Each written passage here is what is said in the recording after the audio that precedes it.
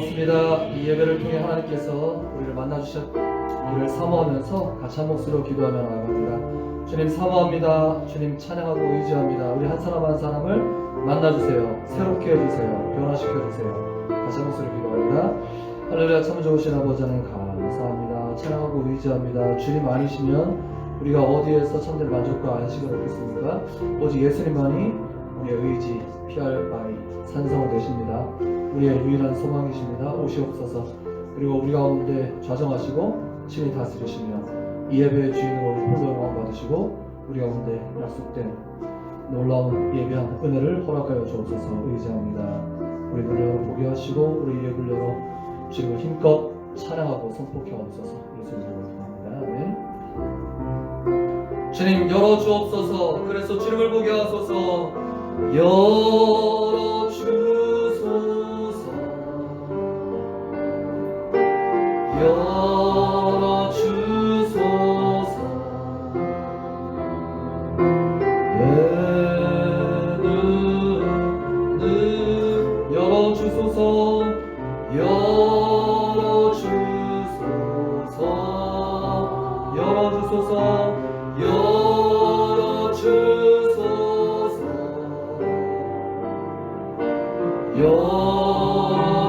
열어주소서. 주님 바라볼 수 있도록 주님 바라볼 수 있도록 열어주소서.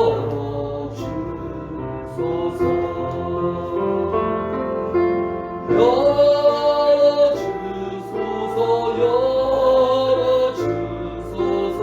내 눈을 열어주소서. 열어주소서. 열어주소서. 내 귀를 열어주소서. 열어주소서.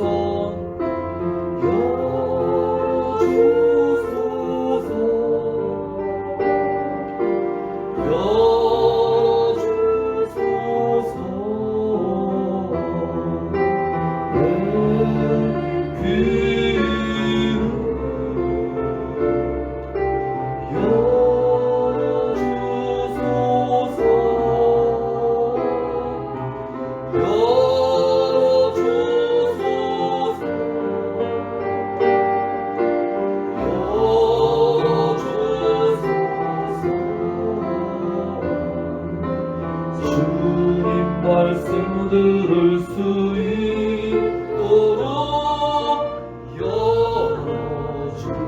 그렇습니다. 주님 우리의 눈을 우리의 귀를 열어주소서. 열어주소서. 열어주소서.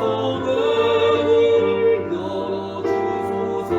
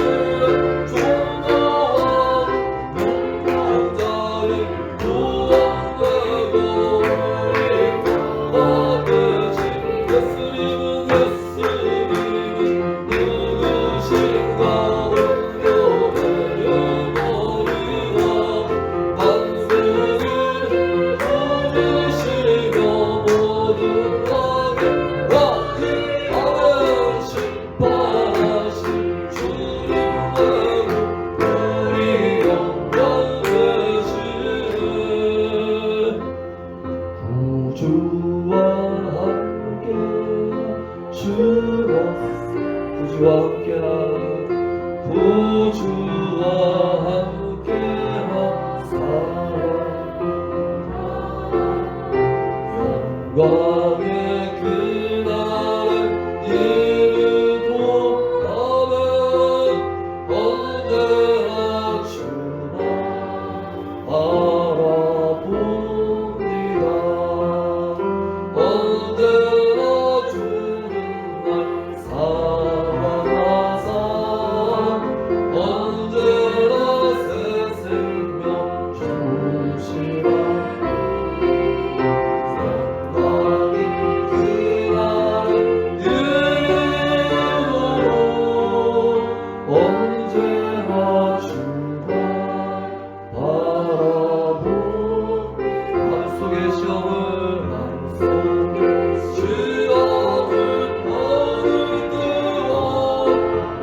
무거운 그 짐이 있을 때에 주께서 그때도 같이 하사 언제나 나를 도와주 그렇습니다. 주님 언제나 주는 날 사랑하사 언제나 새 생명 주시라니.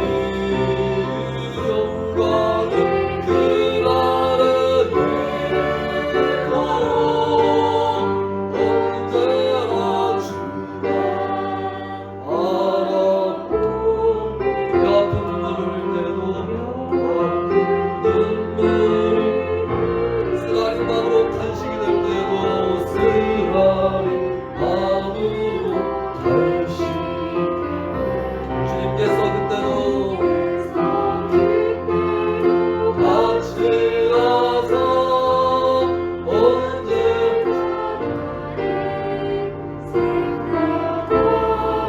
아멘 언제나 주는 날 사랑하사 언제나 새 생명 주시라니. 영광의 그날을 이루도록 언제나 주가 바라보니 내 몸의 약함을 하신 주님 내 몸의 약함을 아신 못 고칠 질병이 아주 없죠. 못 고칠 질병이 아주 없네.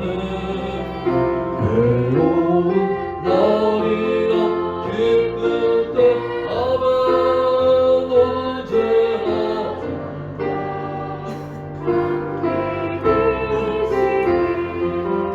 언제나 주는 날 사랑하사 언제나 새 생명 주시라니.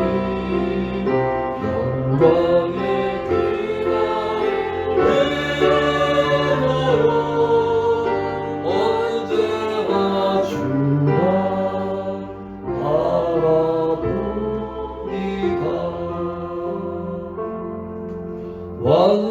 완전하신 나 할렐루야. 주님 그렇습니다.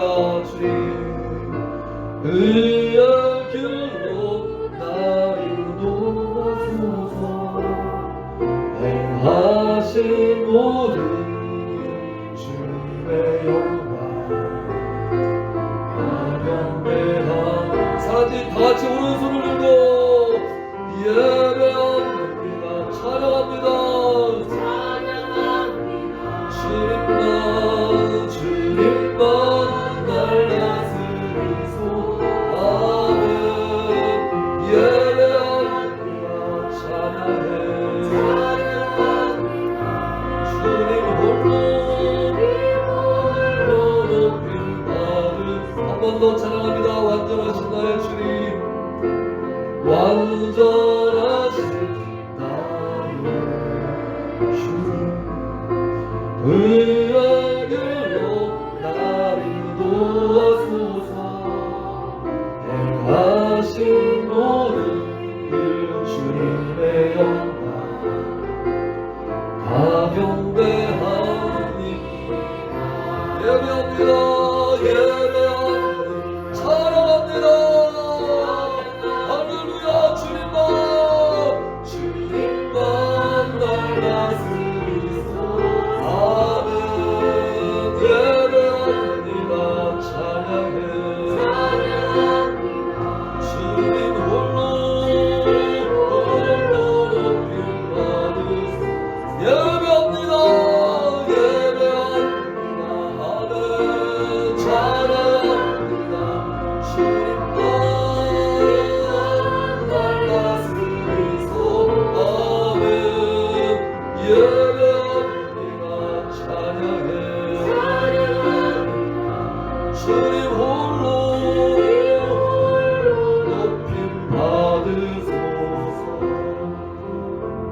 할렐루야. 찬양, 경배, 예배 받으시기에 합당하신 놀라우신 주님 감사합니다. 찬양합니다.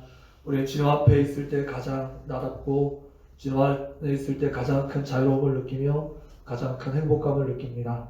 하나님, 이 시간 예배할 때 다시금 우리 한 사람 한 사람 가운데 충만하게 임재하셔서 하나님께서 우리를 얼마나 사랑하시는지, 얼마나 놀라운 계획을 가지고 계시는지, 우리보다 더 사랑하셔서 얼마나 붙잡고 인도하고 계시는지를 분명히 깨달아 알게 될 수 있도록 역사하여 주옵소서. 감사합니다. 찬양합니다. 우리 청지기 교회 하나님, 이 대한민국의 하나님, 감사 찬양 영광 주님께 바치며 예수님 이름으로 기도합니다. 아멘. 예, 같이 보실 하나님의 말씀은 마가복음 1장 1절입니다.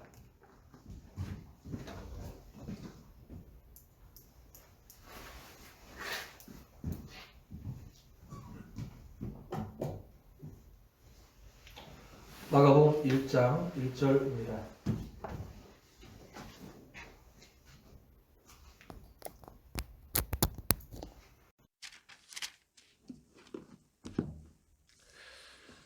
자, 이 한 절의 말씀을, 짧은 말씀 외워도 좋겠죠. 같이 한 목소리로 읽어보겠습니다. 시작. 하나님의 아들 예수 그리스도의 복음의 시작이라. 한 번 더 읽어봅니다. 시작.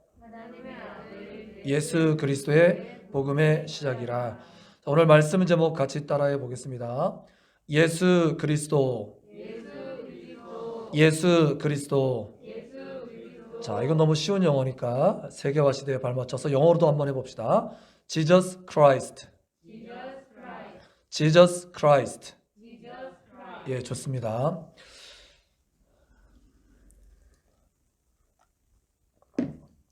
여러분들 지난 3일 동안도 평안하셨습니까? 하나님께서 우리의 날들을 붙잡고 계십니다. 그리고 오늘 이렇게 예배하는 것이 얼마나 기쁘고 참 좋은지 모르겠습니다. 우리가 이게 습관적으로 쓰는 말들 중에 우리가 잘 모르고 쓰는 말도 굉장히 많이 있습니다. 그래서 종종 그런 말들이 이게 부각되고 그리고 이제 잘 알려지는 경우도 종종 있기도 하죠. 뭐 예를 들어서 뭐 어이가 없네, 뭐 이런 어처구니가 없네, 뭐 이런 전혀 모르던 말이었다가 그게 마치 맷돌의 그 손잡이, 그게 없으면 너무나 당황스러운 일이니까 그게 그런 말이구나, 뭐 이런 내용들이 막 알려지고 이런 경우가 있죠. 그래서 우리가 그 말 뜻을 알고 쓸 때 훨씬 더 이 말을 정확하게, 이제 우리가 사람들과 서로 의사소통하면서 사는 건데, 하나님과도 소통하면서 지내는 건데, 우리가 은연중에 내가 하는 말이 상대방에게 100% 전달된다고 생각하십니까? 그렇지 않을 경우도 굉장히 많다고요. 이제 우리 유목사님도 이해, 오해 이런 표현을 전에 하셨던 기억이 나는데, 우리는 이해를 돕고자 하는 말이 오히려 오해를 불러일으키는 경우도 굉장히 많이 있습니다. 어디에서 시작되는 잘못일까요? 우리가 말을 그 뜻을 정확히 몰라서 생기는 일일 경우도 많이 있습니다. 그렇기 때문에 우리가 이 말을 정확하게 이해하고 잘 구사하기 위해서 애를 써야 될 책임이 있습니다. 특별히 설교자는 더더구나 그렇죠. 정확한 정보, 또 하나님의 정확한 뜻을 전달하기 위해서 많이 애를 써야 되죠. 그래서 전에도 강단에서 표현한 적이 있었던 것 같은데, 저는 이런 언어에 대해서 밝히고 그것을 찾아서 이렇게 배우고 이런 걸 굉장히 좋아합니다. 한자어, 영어 뭐 가리지 않고 우리나라 말의 어원 이런 걸 찾아서 그런 책을 읽고 또 검색해서 찾아내고 이런 걸 많이 하고요. 제 딸들은 약간 아빠가 또 시작했다 이렇게 생각이 들 정도로 말을 하고, 이제 뭐 딸들이 저한테 하는 말 중에 굉장히 고급스러운 말인데 이 말을 과연 알고 썼을까 싶은 말들은 다시 한번 되물어서 그 말을 알고 쓰는 거냐고 이렇게 다시 물어서 그 말을 다시 밝혀내고 서로 이렇게 나누고 이런 경우도 굉장히 많이 있어요.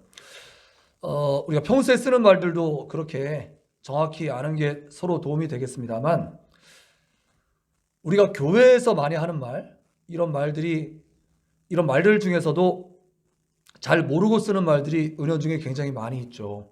예를 들어서 여기 계신 분들 정도, 지금 이 영상으로 예배에 동참하는 분들 정도 되면 말들을 다 알 것 같아요. 제가 퀴즈처럼 한번 내보겠습니다. 댓글로 이렇게 표현하셔도 좋습니다. 자, 첫 번째 문제. 할렐루야, 무슨 뜻일까요? 자, 손 들고. 예, 김인선 사모님. 그렇죠. 야가 여호와의 약자죠. 그래서 여호와를 찬양하라, 하나님을 찬양하라. 찬양합니다. 뭐 다 좀 맞는 말입니다. 그래서 할렐루야, 좋은 인사 말이죠. 하나님을 만날 때마다 할렐루야, 하나님을 찬양합니다. 얼마나 좋습니까? 우리 목사님들도 강단에서 할렐루야, 뭐 찬양하면서도 외칠 수 있는 말이고, 설교 중에도 할렐루야, 하나님을 찬양합니다. 너무 좋은 말이죠. 습관적으로 써도 좋은 말입니다. 두 번째 문제. 아멘, 무슨 뜻일까요? 아멘. 자, 손 들고. 아까 우리 사원님 했으니까 이제 학생 중에서 아멘 무슨 말일까요? 자, 영상으로 보는 분 중에서 예, 정하영. 예, 참된 말입니다. 동감합니다. 이런 뜻이고요. 더 정확한 어원적으로 풀면 아멘은 진실이라는 뜻입니다. 진리, 진실. 그래서 예수님께서 내가 진실로 너희에게 이르노니 말할 때 원어로 아멘, 아멘 하고 그 뒤에 말씀하셨어요. 진실, 동감합니다. 나도 그렇게 생각합니다. 그대로 되길 원합니다. 이런 뜻이 다 담겨 있는 거죠. 자, 이런 이제 것들을 우리가 잘 알고 있는데, 정작 우리가 믿고 의지하는 분인 예수 그리스도가 무슨 뜻인지도 모르고 이것이 무엇을 의미하는지조차도 잘 모르고 신앙생활하는 분들도 너무나 많이 있는 것 같아요. 그래서 오늘은 제가 이 말씀을 준비하면서 너무 기뻤어요. 왜냐하면 주님 하나님이 너무 기뻐하실 것 같아요. 이 말씀을 하나님께서 마음에 자꾸 이렇게 이 말씀을 꼭 전해야 된다는 마음에 그런 마음을 너무 많이 주셔서 이제 준비를 하기 시작했는데, 이 말씀이 밝혀지고 그럴 때 하나님께서 얼마나 기뻐하실까, 또 이 말씀을 마음에 받는 이들이 얼마나 큰 신앙의 유익이 있으며 그 다음에 신앙의 이제 진보가 그 안에서 또 있을까라는 걸 생각하니까 굉장히 마음이 기쁩니다. 자, 그래서 할렐루야 아멘 하는 것처럼 예수 그리스도의 뜻도 좀 정확하게 알 필요가 있는데요. 자, 과연 이거는 제가 이제 설교를 하겠습니다. 자, 이게 도대체 어떤 뜻이 있으며 얼마나 이 말이 중요한 말인지를 제가 이제 좀 풀어가도록 하겠습니다. 과연 우리가 믿는 우리 주 예수 그리스도가 어떤 분이신지 이 말씀을 함께 좀 살펴봅시다. 먼저 이 말씀의 중요성부터 한번 알아보겠어요. 예수 그리스도란 말이 중요하겠어요? 중요하지 않겠어요? 너무너무나 중요하겠죠. 얼마나? 너무너무나 중요하겠죠. 우리가 노래할 때도 처음 들어갈 때랑 마지막 끝날 때 아멘, 즉 처음과 마지막이 중요한 거잖아요. 성경에도 예수님이 알파가 되시고 오메가가 되시고, 지난 주일 설교 때도 목사님이 먼저 생각할 게 있고 나중 생각할 게 있어서 하나님 앞에 먼저 뜻을 비춰보고 그걸 지속적으로 잘 해가는 것, 이런 게 중요하다는 말씀 하셨잖아요. 그러니까 처음과 마지막이 중요하다는 사실은 우리가 너무나 잘 아는데, 그 안에 이제 내용을 담는 것인데요. 처음과 마지막 안에 이 성경도 처음과 마지막이 있습니다. 그래서 성경이 이제 성경, 바이블, 따로는 스크립처, 뭐 다 좋아요. 이 성경이 총 몇 권으로 되어 있어요? 66권으로 되어 있죠. 첫 책은 어떤 책? 창세기. 마지막 책은 어떤 책? 요한계시록으로 끝나죠. 자, 그런데 이거를 66권을 딱 둘로 나누면 무엇과 무엇으로 나눠집니까? 구약과 신약으로 나뉘어지죠. Old Testament, New Testament. 즉 옛 약속, 새 약속이라는 뜻인데요. 왜 하나님께서는 이렇게 옛 약속과 새 약속으로 굳이 그냥 하나로 툭 치면 되지 왜 구약, 신약으로 나뉘었을까? 결론부터 말하면 예수 그리스도 때문입니다. 즉 예수 그리스도를 기점으로 예수님 오시기 전은 구약, 예수님 오신 이유는 신약으로 나뉘어진 거예요. 그러니까 예수 그리스도라는 그 말이 얼마나 중요하며 이것이 얼마나 핵심이 되는지 벌써 단박에 드러나죠. 자, 그래서 제가 이 말씀을 통해서 좀 밝히도록 할게요. 자, 봅시다. 도대체 왜 예수님을 기점으로 해서 구약과 신약이 나눠질 수밖에 없었는지 성경이 설명하고 있어요. 이제 화면을 좀 보여주세요. 창세기 1장 1절은 무엇으로 시작할까요? 같이 읽어봅니다. 시작. 태초에 하나님이 천지를 창조하시니라. 이걸 영어로 보면 In the beginning God created the heaven and the earth 이렇게 돼 있어요. 그러니까 in the beginning 첫 시작, 시작이라는 뜻입니다. 첫 시작, 무엇의 시작? 온 세상의 시작을 밝히는 책이 창세기라는 뜻입니다. 태초에 하나님이 천지를 창조하셔서 시간도 시작되고 역사도 시작되고 온 세상이 시작되었다는 것을 선포하는 첫 구절이 in the beginning. 구약 원어로는 베르시트 그래가지고 태초에 이렇게 이제 말씀이 되어 있단 말이에요. 하나님께서 이 온 세상을 창조하신다 이렇게 이제 시작됐단 말이에요. 즉 세상의 시작을 다루면서 온 세상이 이렇게 시작되어서 이렇게 흘러가는데 그 내용 중간에 내용을 보니까 사람들이 그걸 지키지 못하고 그 축복됨을 지키지 못하고 타락되어서 구원이 필요한 존재가 되었고 이제 그런 내용들이 쭉 흘러간단 말이에요. 그래서 이 구원을 위해서 아브라함, 이삭, 야곱을 부르시고 야곱이 다른 이름이 이스라엘이잖아요. 그래서 이스라엘 민족을 이제 일으키셔서 이 민족을 통해서 온 세상을 구원하시는 이런 구원 계획을 쫙 이루어 가시는 내용이 바로 구약 성경의 전체 내용이 되겠습니다.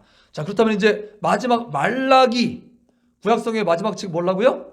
말라기.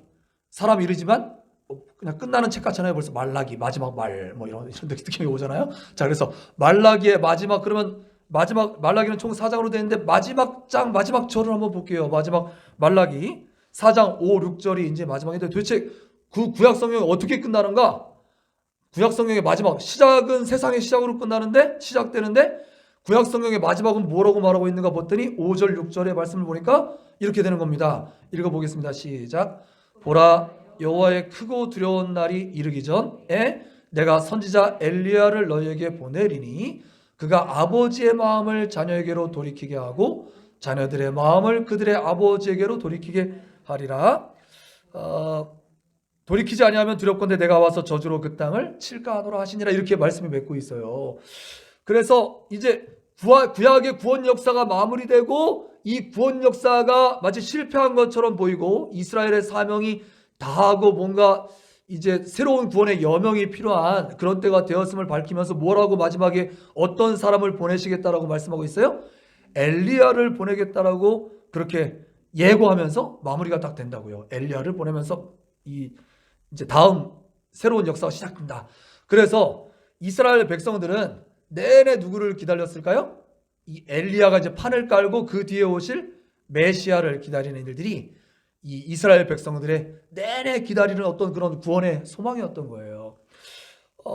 그래서 이제 새로운 구원 역사를 시작하시면서 완성하시고 또 이제 이것을 마무리하게 되는데 이것이 바로 소위 우리가 일컫는 신약 성경이고 또 복음서라고 이제 말하는 것입니다.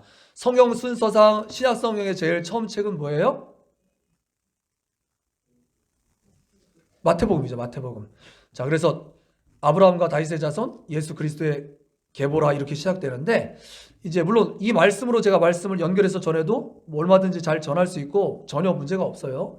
다만 더 확실한 예수 그리스도가 얼마나 중요한 분임을 제가 확실히 하기 위해서 많은 신학자들이 이 복음서 중에서 제일 먼저 쓰여졌다라고 그렇게 공통적으로 많이 말하는 복음서가 마태, 마가, 누가, 요한 중에서 마가복음이라고 이제 많이 일컫거든요. 그래서 이거를 마르칸 프라이어리티, 즉 마가복음이 제일 먼저 쓰여졌어 이렇게 이제 많이 표현하거든요.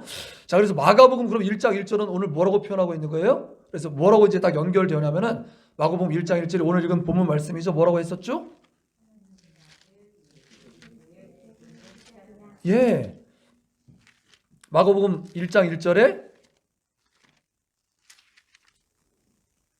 뭐라고 해요? 다시 한번 읽어주세요. 시작. 하나님의 아들 예수 그리스도의 복음의 시작이다 이렇게 표현했는데 이 말씀은 영어로 뭐라고 써있냐면 공통점을 한번 느껴보세요. The beginning of the gospel. 아까 창세기 구약 성경이 제일 먼저 시작할 때는 In the beginning God created the heaven and the earth 해가지고 하나님께서 천지를 시작하셨다 이렇게 하면서 시작되는데 신약 성경은 뭐로 시작됐다고 말하고 있어요? 복음이 시작되었다 이렇게 말하고 있는 거예요. 즉 처음 시작된 이 세상이 이제 타락하고 사람들이 다 지옥에 떨어지는 그런 이제 백성들이 되고 마니까 이제 다 이 땅에 나면 다 지옥을 향해서 달려가니까 얼마나 불쌍합니까? 그러니까 사람들은 구원이 필요한 존재가 되었는데, 그래서 바로 그렇게 기다리고 너무나 기다리고 기다려 맞이하던 바로 그 복음이 시작되었다. 뭐로 말미암아? 예수 그리스도로 말미암아 시작되었다. 그렇게 말하고 있는 거예요. 자, 그래서 예수 그리스도를 기점으로 해서라고 제가 표현했는데, 그래서 우리가 지금 올해가 몇 년도예요? 2021년도. 이걸 서기라고 말하죠. 이제 서양 기원이란 뜻인데, 이거를 다른 말로 하면 주후라고 표현합니다. 주후. 여기서 주가 누구겠어요? 예수 그리스도이신 거예요. 그래서 예수 그리스도 이전, 그래서 BC라고 말할 땐 Before Christ, 바로 저분, 예수 그리스도가 나시기 이전 10년, 이전 30년, 이전 50년 이렇게 역사를 헤아리는 것이고요. 예수님 오신 이후 주후, 예수 그리스도가 나신 이후부터 역사가 1년, 2년 돼서 지금 2021년째가 되었다라고 우리 달력을 볼 때마다 이미 모든 사람들이 그렇게 그냥 시인하고 있는 거예요. 시인하고 있는 거예요. 좋으나 싫으나, 믿으나 안 믿으나, 그것을 누구나 다 지금 시인하고 있는 셈인 것입니다. 자, 그래서 이렇게 구약은 뭐의 시작으로 시작되었다고요? 근데 비기닝 뭐로 시작되었다고? 세상의 시작으로 시작되었고, 구약은, 신약은 무엇의 시작이 이제 시작되었다고요? 복음이 시작되었다. 그렇게 말하고 있어요. 자, 그래서 이 신약은 우리 이사기가 크게 외친 것처럼 복음이 이렇게 시작되어서 어떻게 완성될 것인지를 이제 쭉 가르쳐주고 있어요. 그래서 제가 1장 1절밖에 읽지 않았지만 그 중간의 내용이 보면 바로 뒤에 누가 나오겠어요? 그 우리가 그렇게 마지막에 말라기에서 연결하려고 말했던 그 사람 누구? 엘리야. 엘리야가 와서 판을 까는 겁니다. 주단을 깔고, 요새 그 노래 엄청 히트하던데, 주단을 쫙 깔아서 빨간 우리나라 말하면 레드 카펫이에요. 많이 쓰는 말은 레드 카펫이에요. 그래서 주인공이 딱 등장할 때 레드 카펫을 쫙 깔잖아요. 거기에 이제 주인공이 딱 등장하는 거잖아요. 그래서 엘리야가 와서 주단을, 레드 카펫을 쫙 깔면 거기에 이제 주인공이 등장하실 건데, 그분이 누구라는 거예요? 예수 그리스도라는 거예요. 그렇게 우리가 기다려 맞이했던 분이 바로 그분이라고 말하고 있는 거예요. 자, 이것은 어떻게 그러면 신약 성경은 마무리되느냐? 창세기, 말라기, 구약의 시작 끝을 보았고 신약의 시작을 보았는데, 그럼 신약의 끝은 어떻게 마무리되느냐? 이것도 봐야 되겠죠. 자, 그래서 요한계시록, 신약의 마지막 책은 뭐라고요? 요한계시록 22장 20절 21절 준비해 놨습니다. 화면을 볼까요? 읽어봅니다. 시작. 이것들을 증언하신 이가 이르시되 내가 진실로 속히 오리라 하시거늘 아멘. 주 예수여 오시옵소서. 주 예수의 은혜가 모든 자들에게 있을지어다. 아멘. 할렐루야. 그 구약에서 그렇게 구원이 필요한 존재들에게 엘리야가 레드카펫 깔아가지고 오신 그 예수 그리스도, 그로 말미암아서 역사가 주전 주후로 구분되었고, 그분 오신 후에 이제 2021년이 지나서 마지막 역사는 어떻게 마무리된다?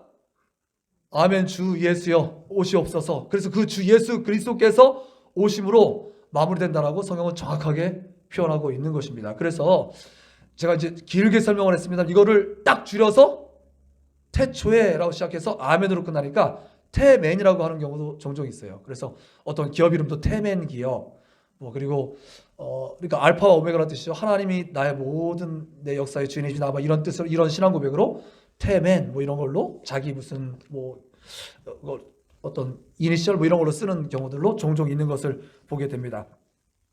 바로 이 예수 그리스도께서 우리 죄를 위해서 죽으시고 부활하셔서 죽음을 이기심으로 말미암아서 이제 이분께서 역사의 주인공이 되시고 역사를 또 완성, 마무리하실 것임을 성경은 분명하게 이야기하고 있는 것이죠. 자, 그렇다면 이 예수님은 도대체 어떤 분이시길래 이분이 모든 역사의 중심이라고 우리가 미처 알지도 못하고 믿든 안 믿든 그분이 중심으로서 온 세계 역사를 다스리고 계시다고? 도대체 그분이 누구시길래? 자, 이제 그것을 좀 더 설명을 드리겠어요. 도대체 예수님은 무엇이고 그리스도는 무엇일까요? 왜 그분이 구약과 신약 전체를 푸는 열쇠가 되는 것일까요? 제가 신학교에 다닐 때, 이제는 돌아가셔서 안 계신데, 한 교수님께서 저한테 그 수업 시간에 신학 등을 쭉 모아놓고 지금 예배당 공간만한 그런 교실에 신학생들이 모여 있는데, 거기에서 이렇게 말씀하시는 거예요.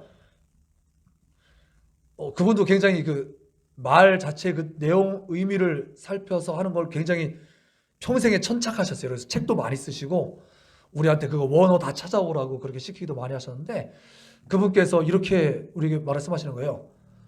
너네 예수를 믿으면 절대 안 된다고. 신학생들이 다 깜짝 놀랐어요. 아니, 우리가 지금 예수님 믿고 그거 배우러 여기 온 건데 예수님을 믿으면 안 된다고? 이게 무슨 소리야? 다 깜짝 놀랐어요. 눈이 번쩍 떠가지고 다 땡그랗게 해가지고 교수님을 쳐다봤어요. 그래서 예수님을 믿으면 안 된다고 아주 강렬하게 얘기하시는 거예요. 저게 무슨 소린가? 저 양반 이단인가? 이러면서 딱 이제 바라보는데, 그러면 바로 이어서 또 뭐라고 말씀하셨을까요? 여러분들은 그리스도만 믿어도 안 된다, 이렇게 얘기하시는 거예요. 저건 또 무슨 말이냐? 우리가 그리스도를 믿고 있는 건데 그리스도를 믿으면 안 된다고 말은. 그래서 예수만 떼어서 믿어도 안 되고 그리스도만 떼어서 믿어도 다 이단인 거고, 정확하게 믿는 건 어떻게 믿어야 된다는 거예요? 예수 그리스도, 예수 그리스도, 정확히 이 명칭을 다 함께 믿어야지만 진짜 믿는 거라고. 이제 그 가르침을 주시려고 그렇게 세게 얘기하셨던 거예요. 왜 그럴까요? 왜 우리는 그냥 쉽게 그냥 예수님이야 그러잖아요. 그런데 왜 정확하게 예수 그리스도를 우리는 믿어야 되는 걸까요? 그래서 오늘 말씀의 이제 핵심 결론부는 따라 봅시다. 예수는 그리스도시다. 이걸 지금 강조하고 싶어요. 신약의 모든 사도들이 힘써 외쳤던 말씀, 예수는 그리스도시다. 할렐루야. 그분이 우리를 구원할 유일한 주인이시다. 그거 외쳤던 거거든요. 우리가 이제 그걸 이어받아서 우리가 지금도 우리 같은 신앙 고백을 가지고 있어야 되는 거거든요. 자, 그렇다면 왜 예수 그리스도를 둘 다 이렇게 붙여서 같이 믿어야 되는 거냐면, 왜냐하면 예전에 예수님이라는 분이 딱 한 분 계셨을까요? 아니면 예수란 이름이 그 전이나 후에도 많이 있었을까요? 굉장히 많이 있었던 거예요. 그래서 성경에도 뭐 바예수, 그러니까 예수의 아들 뭐 이런 뜻이잖아요. 바가 아들이란 뜻이고 벤 뭐 이런 그 아들이고, 여튼 그래서 예수란 이름이 우리가 믿는 그 예수님만 있던 게 아니라 예수님이라는 이름이 성경에도 나오고 굉장히 이전이나 이후에나 굉장히 많이 있었던 거예요. 그래서 만약에 우리가 예수님을 믿는다 이렇게 표현하면 우리가 어떤 예수님을 믿는지 모르게 되는 것입니다. 심지어 여러분들 주변에 아는 그 예수란 이름 가진 사람 본 적 있어요? 아니, 감히 불경스럽게 어떻게 이름을 예수라고 짓나?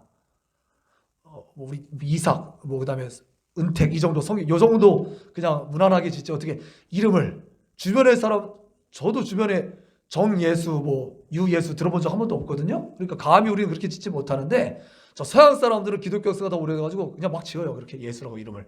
그래서 실제로 여기 축구들 좋아하니까 맨체스터 시티의 그 유명한 골게터 이름이 헤수스라고 그러거든요. 이 헤수스가 영어로 그냥 JESUS에서 예수예요, 예수.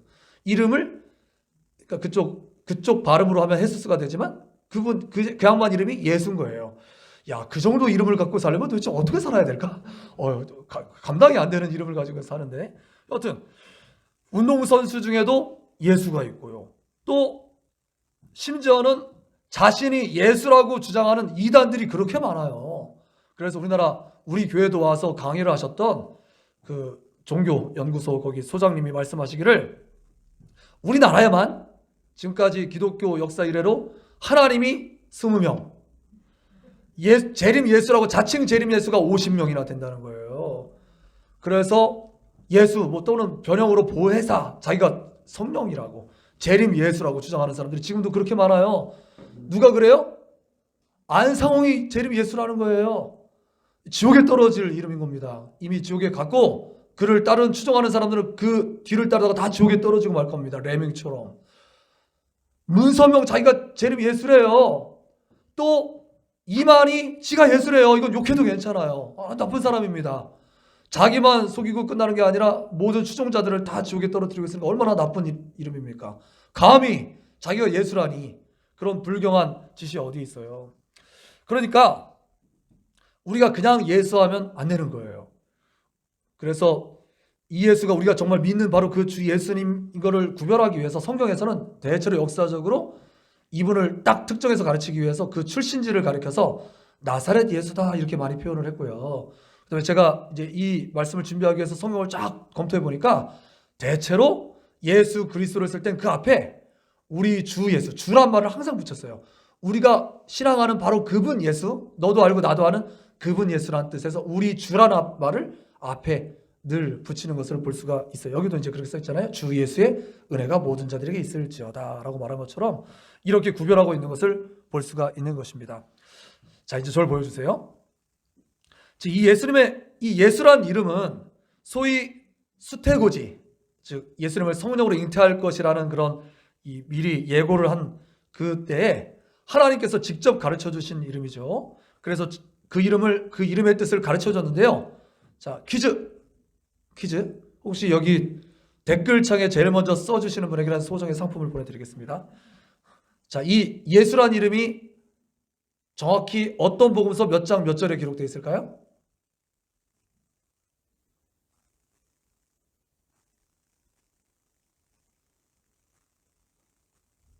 자, 5만 세겠습니다. 5, 4, 3, 2, 1.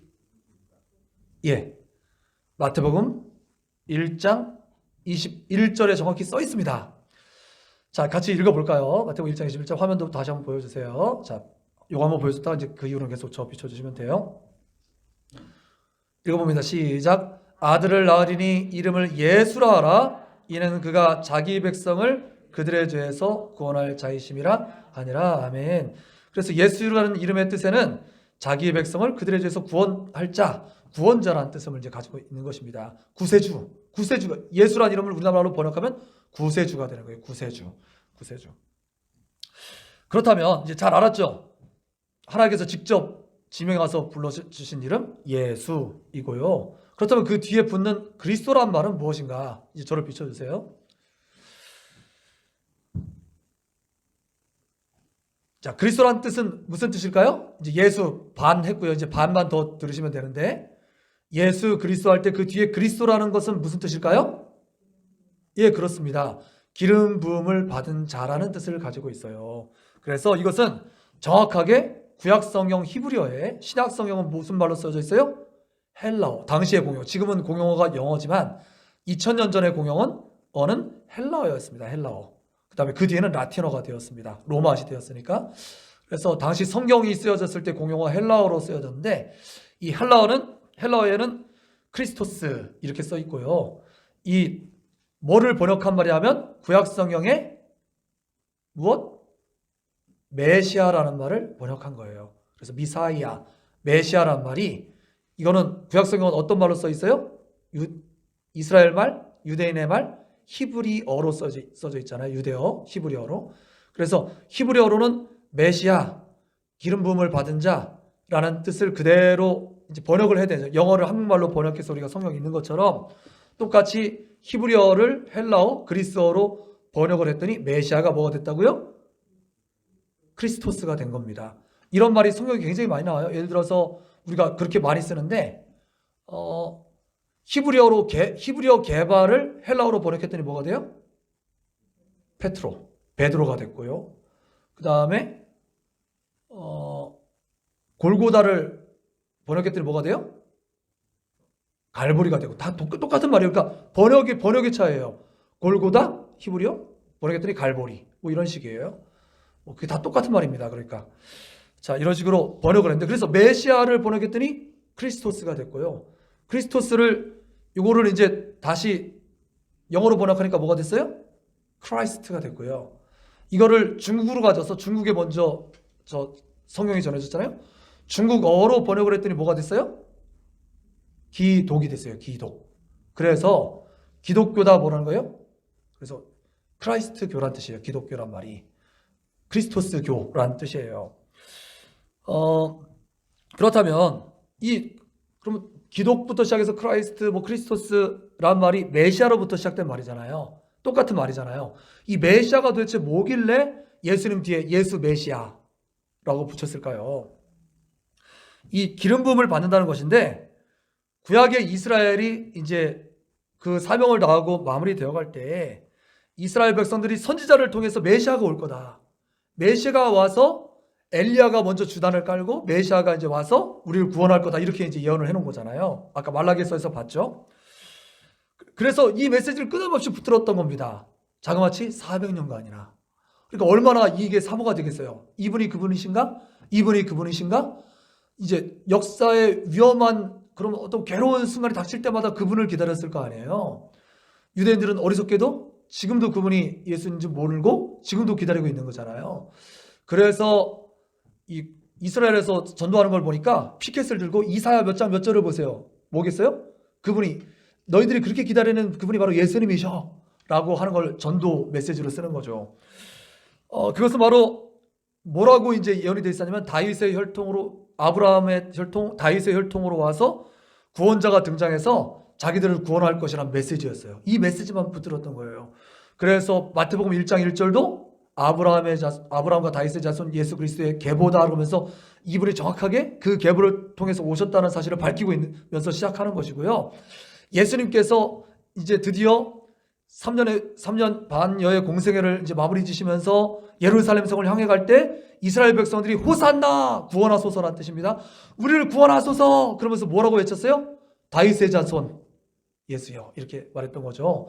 그래서 그분 메시아라는 뜻이에요. 즉 우리가 기다리고 기다리던 바로 그분이 당신입니다라고 고백하는 그런 순간이었던 거예요. 자, 그런데 이 메시아 즉 기름 부음을 받는 이들이 딱 세 종류가 있다는 얘기 많이 들었을 거예요. 근데 제가 오늘 처음 듣는 사람이라고 생각하고 좀 쉽게 그렇게 지금 얘기하고 있습니다. 딱 세 종류의 사람이 구약 성경에 보니까 기름 부음을 받았는데 그 사람들이 누구였던 거예요? 왕, 제사장, 선지자. 성경에서 그런 거 본 적 있어요? 없어요? 봤죠? 사무엘 선지자가 기름병을 준비해 가서 이렇게 뭐 뿔 이런 데 준비해 가서 원래 가져가서 다윗에게 기름을 붓는 장면. 또 엘리야가 엘리사에게 기름을 붓는 장면. 또 모세가 아론 세우고 제사장들 세울 때 대대로 기름을 붓는 장면. 기름을 붓는다는 것은 즉 구별한다. 또 오늘날 더 그 내용이 이어져서 성령으로 하나님께서 감동하신다. 이런 뜻이 다 있는 것이죠. 그렇기 때문에 우리가 예수 그리스도라고 고백하는 건 이 삼중직이 그 안에 다 포함되어 있는 것입니다. 예수 그리스도라고 표현하는 그냥 이렇게 말하는 것 자체에 그 세 가지 내용이 다 포함된다 안 된다? 포함되는 거예요. 그래서 예수 그리스도라고 고백하는 순간 예수님께서 그 바로 역사상 오신 바로 그 분께서 나의 선지자가 되셔서 내 모든 죄악들을 다 드러내고 책망하시는 분이 되시며 또한 책망만 하고 끝나는 게 아니라 나의 제사장이 되어주셔서 나를 하나님께서 친히 이끌어 주시고 우리 지난번에도 목사님을 통해서 하나님께서 강단의 휘장을 다 가르시고 하나님과 그 갈 길을 여셨다 이런 얘기 많이 들으셨죠? 예수님만 길 진리 생명이 되시고 이런 얘기 많이 들으셨죠? 자, 생략. 자, 그래서 먼저 선지자가 되셔서 우리 죄악을 정확하게 드러내시는 분, 의에 대하여 죄에 대해서 심판에 대해서 성령이 오시면 밝히시리라 하고 말해서 믿지 않는 것 자체가 죄라고 말씀했어요. 예수 그리스도를 사람 앞에 대놓고 믿지 않으면 죄인이라고 밝혀지는 겁니다. 그래서 선자로서 우리의 죄를 드러내시고 제사장이 영원한 히브리서 말씀 제가 전한 적 있죠. 히브리서 말씀 보니까 영원한 제사장이자 속죄 제물이 되셔서 우리의 죄를 다 사하시고 대신 끌어안으시고 그래서 제사장이 앞에 12개의 이름을 가지고 하나님 앞에 들어갈 때마다 그 이름을 가지고 들어가는 것처럼 똑같이 지금도 주님께서 우리 손바닥에 우리의 이름을 새기시고 우리 심장에 우리를 안으시고 같이 하나님의 보호자로 같이 나아가시는 거죠. 그래서 하나님께 나아갈 수 있는 길을 예수님께서 열어놓으신 것이고 마지막 나의 왕이 되셔서 우리를 영원히 다스리신다는 고백인 줄 믿으시길 바랍니다. 할렐루야. 너무 좋죠. 예수님께서 이 모든 걸 다 해놓으신 겁니다. 주님께서 십자가에서 죽으실 때 나도 같이 옛사람이 완전히 죽고 예수님이 다시 십자가에서 다시 사실 때 나도 다시 살아서 주님과 함께 우리는 부활할 소망을 안고 이 땅에서 힘차게 담대하게 살 수 있는 줄 믿으시기를 바랍니다. 자, 그런데 이 놀라운 사실을 그토록 맞이 않아 기다렸던 이 예수님을 제자들조차도 3년여 동안이나 쫓아다녔지만 이걸 잘 알았어요? 몰랐어요? 잘 몰랐던 거예요. 그냥 이분이 우리를 다윗 왕처럼 와가지고 로마 군인들 다 무찌르고 이 세상 나라를 하나 건설하실 걸로 기대를 했던 거죠. 근데 그것에 대해서 잘 모르고 있었는데 이제 예수님께서 때가 됐으니까 이제 때가 무르겼을 때 때가 됐을 때 예수님께서 제자들에게 가이사랴 빌립보라는 지역에 이르러서 물어보십니다. 세상 사람들이 나를 누구라 하더냐? 어떤 사람은 엘리야라고도 하고 엘리야 맞아요? 아니에요? 엘리야는 세례 요한이었죠. 그래서 그 뒤에 오시는 분이었죠. 주인공이셨던 거죠. 그래서 엘리야라고도 하고 또 어떤 사람들은 선지자 중에 하나가 살았다고도 말하고 그럽니다. 그래 좋아. 사람들이야 뭐라고 말하든지 그렇다면 너희들은 나를 누구라 하느냐? 그렇습니다. 세상 사람들이야 교회에 대해서 뭐라고 욕하고 뭐라고 말할지언정 여러분들은 예수를 뭐라고 고백하십니까? 교회 위상은 떨어질 만큼 예수 그리스도의 이름은 결코 떨어지지 않는 줄 믿으시길 바랍니다. 할렐루야. 그래서 예수 그리스도에 대해서 질문할 때 그때 베드로가 저요. 그래 너 해봐. 그랬더니 베드로가 뭐라고 말합니까? 주는 그리스도시요 살아계신 하나님의 아들이십니다 라고 고백했더니 예수님께서 너무나 기뻐하시면서 이것을 알게 하는 건 너 자체가 아니라 혈육이 아니라 성령이 이것을 알겠다. 그러니까 하나님의 은혜로 이런 고백이 가능했다라고 그렇게 말씀하시면서 축복하시기를 이 고백 위에 이 반석 위에 교회를 세우겠다. 음부의 권세가 침몰하지 못한다. 할렐루야. 동일한 고백이 있는 자들에게 이런 놀라운 권세와 축복이 있는 줄 믿으시길 바랍니다. 예수 그리스도를 심장에 품은 사람마다 음부의 권세가 침몰치 못합니다. 할렐루야. 이 세상에 어떠한 것도 끊을 수 없느니라. 할렐루야.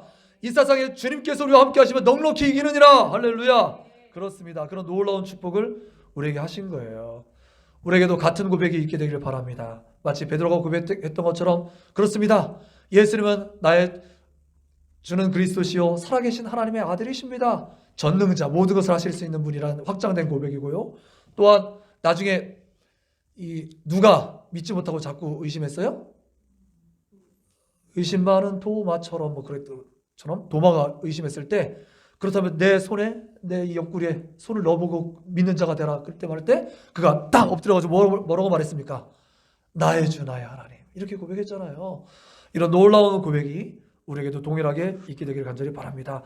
이런 고백이 있는 이들을 주님은 말씀의 약속대로 지금도 동일하게 성령을 부으셔서 왕같은 제사장, 거룩한 나라, 하나님의 소유 삼으셔서 예수 그리스도가 있는 곳을 곧 성전 삼으시고 함께 하시면서 주님의 영광을 드러내는 도구로 끝까지 쓰심을 믿으시길 바랍니다. 할렐루야. 이 영광스러운 이름을 주님께 박수로 영광 돌려드립시다. 할렐루야. 이 놀라운 영광스러운 이름을 우리 교회와 더불어서 우리의 사랑하는 성도님들 한 분 한 분에게 이 나라 민족 가운데 온 세계에 여시 허락하셨습니다 하여서 감사 영광 찬양을 드립니다. 아멘. 말씀 붙들고 같이 기도하는 시간 갖겠습니다. 주님 그렇습니다. 우리가 감히 어떻게 이 창조주 하나님 그리고 복음의 시작이요 완성자이신 예수님의 이름을 우리가 감히 마음에 품을 수 있겠습니까? 감히 어떻게 입에 올릴 수나 있었겠습니까? 그런데 우리에게 대신 죽어주심으로 허락하시고 우리에게 그 영광스러운 이름을 우리가 가질 수 있도록 하셨으니 얼마나 감사한지요. 하나님 그렇습니다. 예수 그리스도 이 놀라운 이름이 내 안에서 날마다 정말 메아리 쳐서 나의 죄를 다 하나님께서 드러내실 뿐만 아니라 다 사하시고 주님 품에 날마다 가까이 나가게 하시며 왕이 되셔서 영원히 우리를 다스려 주시옵소서. 이렇게 같이 한 목소리로 기도했으면 좋겠습니다. 같이 기도합니다. 주여 할렐루야. 참 좋으신 아버지 하나님 감사합니다. 예수 그리스도 하나님의 아들 하나님 사도 베드로가 주님의 감동으로 우리의 혈육, 우리의 지혜, 우리의 힘과 하나님 우리의 지식으로가 아니라 우리의 경험으로가 아니라 오직 하나님의 감동과 은혜로 하나님 고백할 수 있었던 것처럼 우리도 같은 고백할 수 있게 하시니 감사합니다.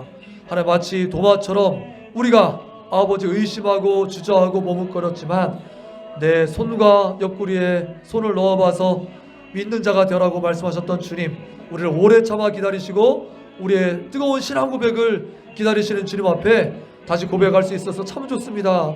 나의 주 나의 하나님 나의 주 나의 하나님 그렇습니다.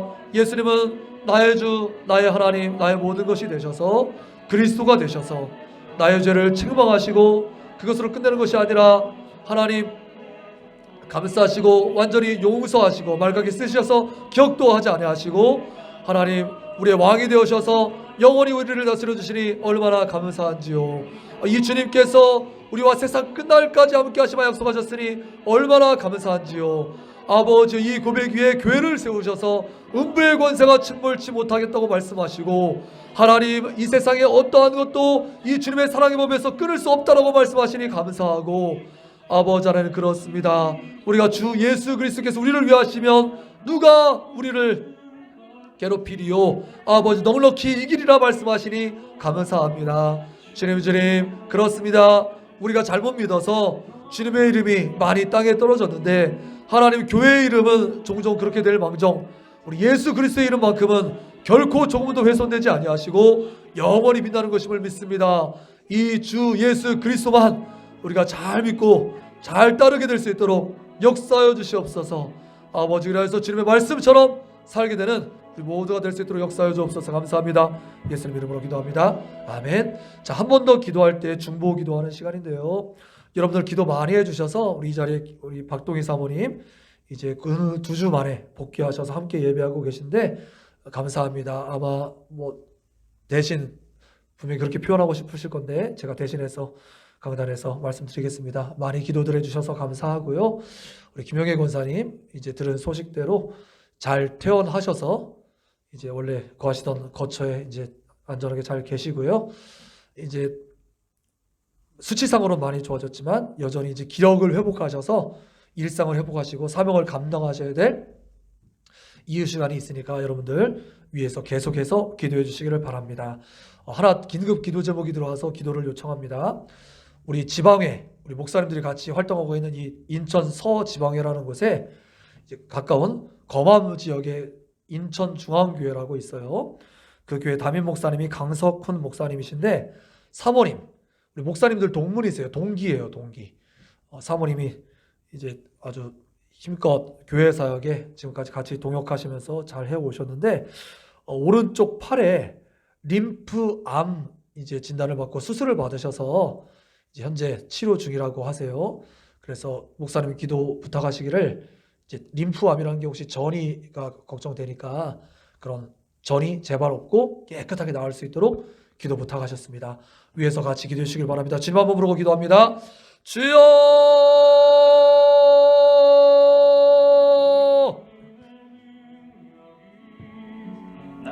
할렐루야. 좋으신 아버지 하나님 감사합니다. 하나님, 우리가 감당하지 못할 만한 시험을 허락하지 아니하시고 하나님 어려움 당할 즈음에 하나님 이길 힘을 주시고 또한 피할 길을 내셔서 하나님 등이 감당할 수 있도록 주님께서 도와주심을 믿습니다.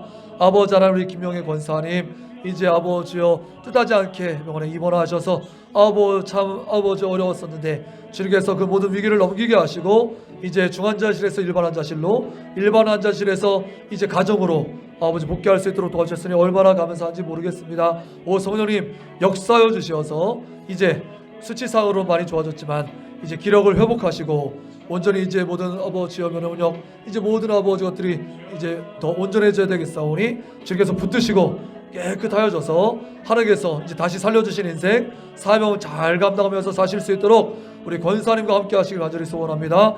이를 위해서 같이 마음을 쓰고 했었던 우리 사랑하는 지체들뿐만 아니라 그 가족들 한 명 한 명 다 기억하여 주셔서 아버지 이때 하나님과 아버지 더욱더 친밀해지고 아버지 앞에 더 깊은 감사와 또 찬양과 영광을 누리는 가정 다 될 수 있도록 역사하시고 축복하여 주시옵소서. 오전이 간구합니다. 인천 서지방의 검암 지역에 인천중앙교회를 담임하는 강석훈 목사님의 사모님, 우리 김경록 사모님 오른쪽 팔 림프암 수술을 받고 이제 아버지 치료 중입니다. 회복 중입니다. 아버지 하나님께서 은혜 베푸시고 불쌍히 여겨주셔서 이제 아버지여 발견케 하시고 치료케 하시고 수술받고 치료케 하셨사오니 이제 회복케 하시고 계시오니 깨끗하게 회복되어서 아버지 전이도 없고 아버지 완전하게 깨끗하게 낫게 될 수 있도록 역사하여 주시옵소서. 그래서 이 어려운 때를 다 지나고 하나님께 찬양하고 간증만 돌려드리게 될 수 있도록 역사하시고 축복하여 주시옵소서. 감사합니다. 찬양합니다. 의지합니다. 예수님 이름으로 기도합니다. 아멘. 할렐루야. 참 좋으신 아버지 하나님 감사합니다. 참으로 다행입니다. 예배할 수 있어서 다행입니다.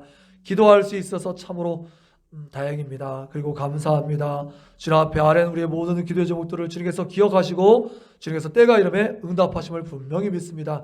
성령님 역사하여 주시어서 아버지 우리의 중보기도에 귀 기울이시고 응답하시고 같이 아버지 그 응답의 열매를 보게 하시니 감사합니다. 우리 아버지 기도와 호소에 계속 귀 기울이셔서 이제 김영애 권사님 깨끗하게 온전하게 낫게 하시고 다시 주신 사명 감당하며 사실 수 있도록 역사하시고 축복하옵소서. 우리 인천중앙교회 강석훈 목사님의 사모님인 김경록 사모님 특별히 기억하셔서 불꽃 같은 눈동자로 이 시간 함께 하시고 주님의 피 묻은 손으로 안수하셔서 깨끗하게 낫게 하시고 회복중에 있으니 다시는 전이 되지 않고 아버지 완전하게 낫게 될 수 있도록 역사하시고 축복하여 주시옵소서. 하나님, 이외에도 우리의 사랑하는 지체들 기도 제목들이 많이 있습니다. 이번 주가 특별히 정용석 선교사님을 위해서 기도하고 있습니다. 성우제 안수 집사님을 위해서 같이 중보하며 기도하고 있습니다. 그 기도의 제목들을 하나하나 기억하시고 응답하여 주셔서 하나님께서 친히 주인 되시고 역사하시는 것을 우리가 모두 보고 하나님께 영광을 돌리고 찬양을 돌려드릴 수 있도록 역사하여 주옵소서. 감사합니다. 예수님 이름으로 기도합니다. 아멘. 하늘에 계신 우리 아버지여, 이름이 거룩히 여김을 받으시오며 나라가 임하시오며 뜻이 하늘에서 이루어진 것 같이 땅에서도 이루어지이다. 오늘 우리에게 일용할 양식을 주시옵고 우리가 우리에게 죄 진 자를 사하여 준 것 같이 우리의 죄를 사하여 주시옵고 우리를 시험에 들게 하지 마시옵고 다만 악에서 구하시옵소서. 나라와 권세와 영광이 아버지께 영원히 있사옵나이다. 아멘. 아멘.